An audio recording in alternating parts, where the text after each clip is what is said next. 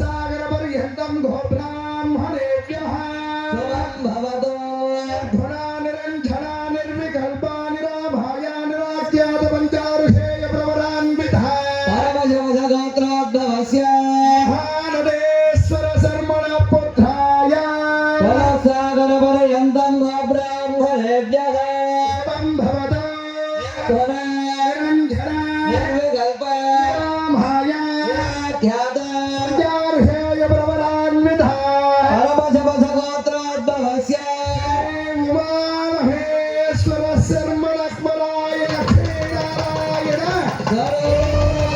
అందరి కళ్ళు మనసును సంతోషపరచాలని ఆ పరంధాముడు పరమశివుని రూపంలో ఇక్కడ వచ్చి నిలబడినాడు.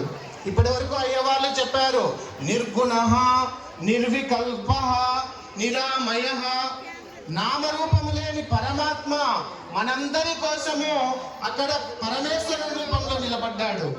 జగత్తు ప్రకృతి శక్తి అమ్మవారు, అమ్మల గన్నయమ్మ, ముగ్గురమ్మల మూలపుటమ్మ, చాలా పెద్దమ్మ, సురారులమ్మ, కడుపారడి బుచ్చిని అమ్మ, దన్నులో నమ్మిన వేలుపుటమ్మల మనమ్మలున్నడి అమ్మ.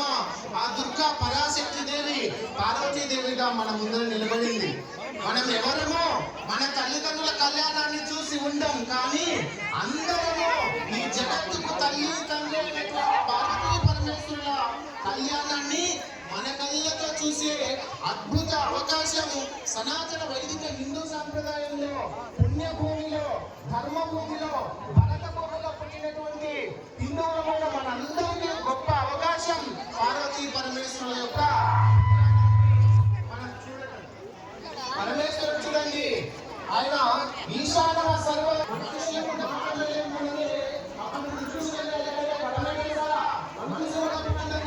ఈరోజు మనం మాట్లాడుతున్నాం, భాష ఉపయోగిస్తున్నాం, అక్షరాలు కలుపుతున్నామంటే పరమేశ్వరుని యొక్క డమరుకం నుండి వచ్చినటువంటి శబ్దాలే మనం మాట్లాడుతున్న సంస్కృతం నుండి, హిందీ నుండి, తెలుగు నుండి ఏం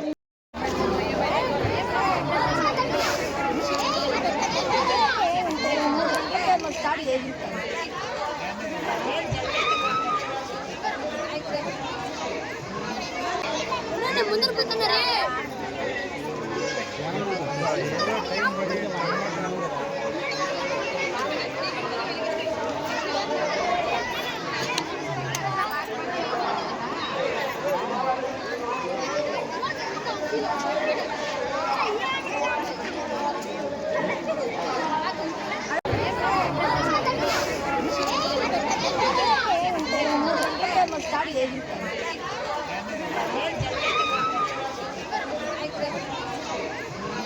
విశ్వానికి వీడియో పెట్టాలట.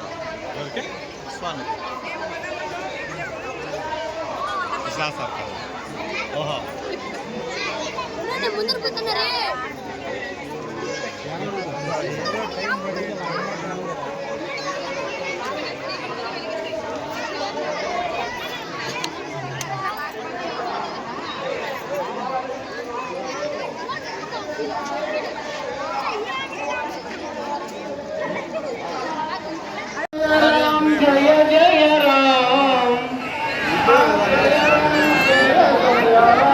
श्री राम जय राम जय जय राम, श्री राम जय राम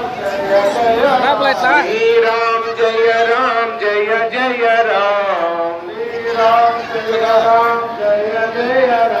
श्री राम जय राम जय जय राम, श्री राम जय राम जय जय.